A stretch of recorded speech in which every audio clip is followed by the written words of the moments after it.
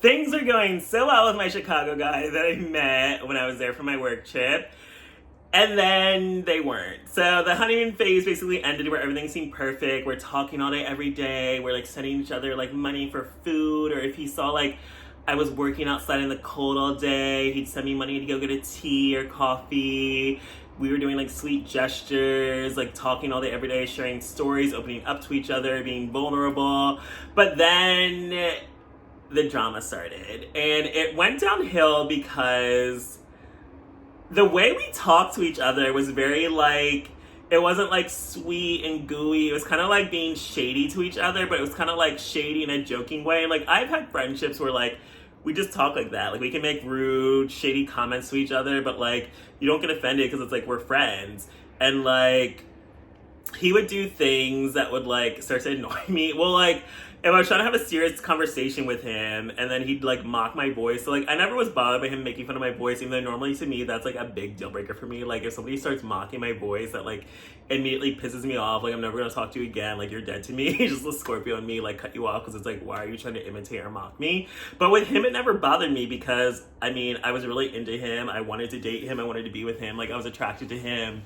So it never came across as like malicious or he was doing it to be mean. But then one time I did like tell him to stop in the middle of a conversation because like I was having like a serious talk about I think the relationship with him because again, I want a relationship and then he's been adamant he doesn't want a relationship, but then it's like all of our interactions are very like we're dating. Like again, when we were in Chicago, I was there for 2 weeks. He came over at least 7 out of 11 nights, and then some of those nights he'd sleep over, so I still saw him like most days. And then we were doing like date stuff, like cuddling together, watching TV, like making out, like touching, doing PDA when we're out in public, holding hands at the restaurant, like staring at each other's eyes. Like, it was literally like we were dating. Like, we're not in a relationship, but it's like the dating where you're going on dates, getting to know each other. And even after I left Chicago, we still were talking all day, every day, FaceTiming, leaving video messages, opening up to each other, sharing stories. So like everything was going well, but then we started having discourse because he was still always adamant that like, I don't know him, I barely know him, even though I'm like, we talk all day, every day, open up to each other, share information with each other. So how is it like always like we don't know each other? Like, again, I don't know, like maybe I do tend to rush into relationships. I also just feel like when I know what I want, I know what I want. So I just feel like after a certain point, I feel like after we've already spent all this time together, I doubt like any information's gonna come out that I'm gonna be like, okay, I can't be with you. It's just gonna erase my feelings for you. But he got upset because I made a shady comment because he was at the gym for like 4 hours. And like, I'm into working out for a long time. I've always had long workouts. I used to regularly work out like three plus hours, though I don't know if I ever did 4. 4 is excessive, but he was at the gym for 4 hours, and I was like, made a joke like, oh no wonder your ex always thought you were cheating at the gym because 4 hours is crazy to me. And then he got so offended. He was like, how dare you throw that in my face? I told you that in confidence. I'm like, what the hell? Like, mind you, I made a comment one time before after we were talking this situation out. He commented that like I made a comment when we were in Chicago where like he said I'm not the type you bring home to mama because like I'm a slut or whatever. And then I was like, well, luckily you don't have a mom because his mom died when he was like 19. And then he thought that was hilarious. Like, he thought that was so funny that I was so quick with it, not offensive at all. But then somehow the ex thing set him off to like question me and my integrity. And I'm like, that just confused the hell out of me because I'm like, how is a dead mama joke hilarious, but then a joke about you being accused of cheating by your ex when you swear you never cheated set you off? Now, his ex did cheat on him at the gym with somebody who later did try to hook up with him, but so I guess it is trauma and triggering to him because it brought back past memories. But I'm like, I don't see it as like throwing it back in your face or like sharing something in confidence against you, because again, it was a conversation between the two of us. It's not like I'm telling people outside the conversation. But he just went off and then suddenly was like, I don't know if I can trust you and blah, blah, blah. And I'm like, what the hell? Like, how is the dead mama joke okay? But like, this is not okay when it's like, you swear you never cheated. So I'm just very confused. And it makes it really confusing to know how to navigate things where it's like, you literally make shady comments to me as well all day, every day. And I just take it because I don't get offended because it's clearly like, you're still talking to me all day, every day. We're still like I was definitely more affectionate, but I always make him do like send me a kiss like when we end the call. But I kind of did it because I know he didn't like it. But I don't know, he would still do it. So I'm like, you're here with me. Like, you clearly like me. You clearly want to talk to me. You clearly enjoy our time together. So that's why I never was offended by anything he had to say, because I knew it wasn't out of malice. But then it started getting worse, where it was like he said something that offended me, where I forget, but like, I don't know. He didn't have an issue when I told him about me getting canceled before, about my comments about being postphobic, since he's like fucked and dated trans people before. And then I also made comments because I was like, he'd always go on about how much he loves trans men, and that's like a new thing for him. And he's like, that's also why he's been like, he wants to stay single, because he's just newly expressing his, or exploring his sexuality in terms of like exploring new things that he likes. And like, he's always been a more relationship person, whereas I've been free to be single most of my life, to just explore sexually and do whatever I want. But like, now I'm at the stage where like, I'm gonna settle down, but we're like the opposite, because he's gone from relationship to relationship and even been married before, and then those all didn't work out. So now he's like trying to take time for himself and like be single. So just like, we kind of aren't opposites, and that kind of infuriated me, because it's like, I really like this guy, I want to be with him, I want to be my next boyfriend, even though it's like, I don't care that he's in Chicago, I'm in New York City. Like, I will move. Both of our leases are up in May. I'm like, if we are actually going to continue with this, like, we need to actually have like a plan. And like, I think it did in a way to start kind of scaring him off, and I kind of felt like he was looking for an exit, because we started having other arguments. Like, if he was upset about something, I would listen, I'd want to fix the issue. Like, I didn't like him being upset with me. I really liked him because I wanted to be with him. Like, I really like this guy. But then if he said something that offended me, because he said something where like, I was desperate to be with him, or begging to be with him, and that nobody wants me, like, that really hurt me, because I feel like I confessed to him previously that my biggest insecurity or biggest fear is like never finding love, like never getting married, like dying alone.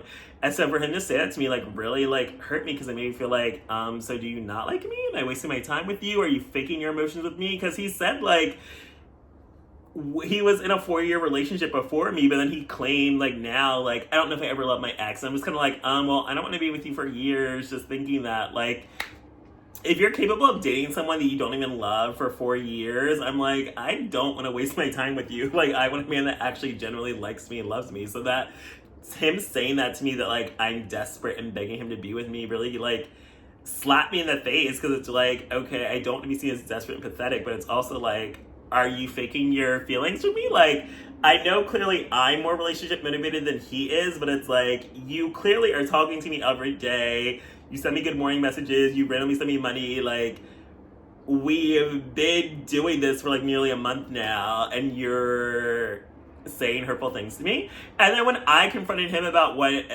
saying it was too far, he was like, you're the bully trying to like be the victim, and like all this other shit. He got really defensive, no accountability, no trying to like avoid an argument or confrontation. And it was literally everything you can't do in a relationship to have like a healthy conflict resolution. And I think it's because I did therapy. I did couples therapy after my last relationship. I did individual therapy while in that relationship. So I've learned, I've healed from my previous relationship. And he has said previously, like, he wasn't ready for a relationship again because he hasn't gone to therapy, or I guess started doing the work to be a better partner in a relationship. So I kind of did ignore those red flags of him saying that he wasn't ready, because I was like, okay, well, I still like you, want to be with you. Like, how long is it going to take you to be ready?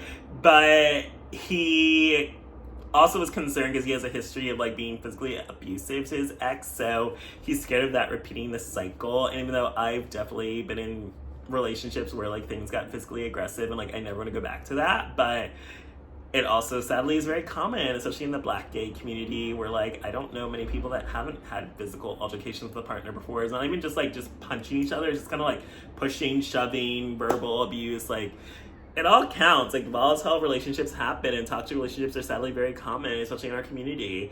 So, but honestly, that didn't really scare me off, and I would joke about it, but then he started getting offended by it. So that's like the thing. It's like, we would joke, be shady, and then suddenly somebody's offended, and then I'm just kind of like, it's hard to know how to navigate that. But also, it was the big red flag is that if he confronts me about something I said that offended him, I'll listen. I'll try to fix the issue. I want to understand. I want to resolve it because I like him. I want to be with him. I want to build a relationship with him. I want a healthy relationship with him, and I definitely want a relationship that lasts longer than my previous relationships and is healthier because I've only ended up with liars and toxic relationships, and like I don't want to deal with that again. So I wasn't getting that same courtesy on his end. If he said something that offended me, it was very much like dismiss and invalidate my feelings or run away and ignore me for most of the day. And like we resolved the issue and talked it out, but then the next day he sends me like a picture of some ugly fat Hispanic man saying this is like he obviously meant it as a joke to being like, oh, this is someone you used to hook up with, he was in my DMs, blah blah blah, like talking about you. And I'm just like, this is not funny to me. And I also feel like if you get offended by me saying things about you getting with pos people or trans people, like why would you send me some gross ugly person and imply I get with them just because I like fat guys? Like you are the fat guy I like. So I'm like, just because I like fat guys doesn't mean like any fat guy. So like then that just pretty much ended us because I confronted him about that. At first I wanted to avoid the argument, but then he kept like pushing it, like say what you want to say basically. And then I just said it because I was like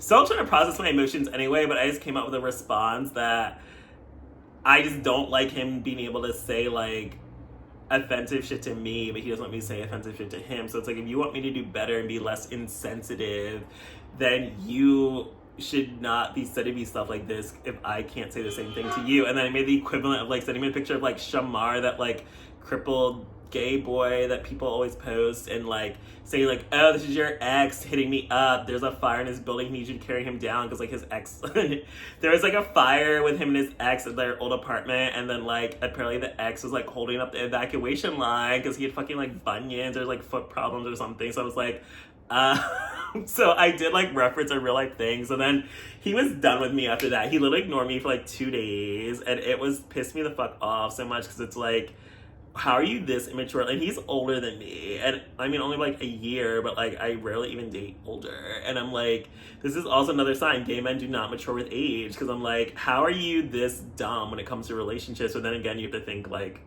he has been in way more failed relationships than me. That's why I'm always like, when guys have been in way more relationships than me, I don't think it means you're better at relationships. It really just means you fail more and you enter into more relationships you probably shouldn't have. But clearly I see why his relationships failed, because he does not have conflict resolution skills. Like, you're a grown man. If your partner, somebody that likes you, wants to build a relationship with you, and you have an issue, you do not immediately become combative or like ignore them or push them away. Like, I like to resolve the issue because I don't want to be mad at my partner, but clearly he didn't feel the same way. He just wanted to be dramatic and a drama queen. I guess this is the downside of dating butch queens, because you're gonna get like a bitchy faggot. Like, two bitchy faggots cannot date each other. It's just gonna be drama, and that is why he basically ended things. And we did talk like days later on like Instagram, because he kept ignoring me whenever I tried to text or call him. And then he basically just said like, I'm toxic, and that he doesn't want to